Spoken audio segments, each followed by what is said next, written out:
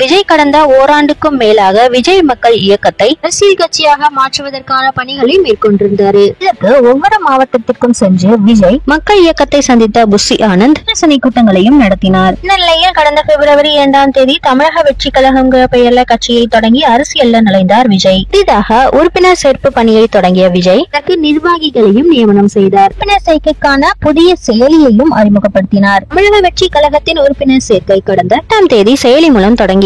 இன்றைய நாட்கள்ல சுமார் 50 லட்சம் பேர் உறுப்பினர்களாக இணைந்துள்ளதாக இந்த அணி நிர்வாகிகள் தகவல் தெரிவிச்சிருக்காங்க. இந்த நிலையில் நடிகர் சங்க தலைவர் நாசரின் மகன் ஹசன் பைசல் தமிழக வெற்றி கழகத்துல இணைந்திருக்காரு. விஜயின் மகன் சஞ்சயும் இந்த கட்சியில உறுப்பினராக இணைந்திருக்கிறதாக சொல்லப்படுது. ஆன்லைன்ல அறிக்கை விடுவது, ஆன்லைனில் உறுப்பினர் சேர்க்கை தொடங்குவது என ஆரம்பத்தில் இருந்தே வேற மாதிரி செயல்பட்டு இருக்காரு விஜய்.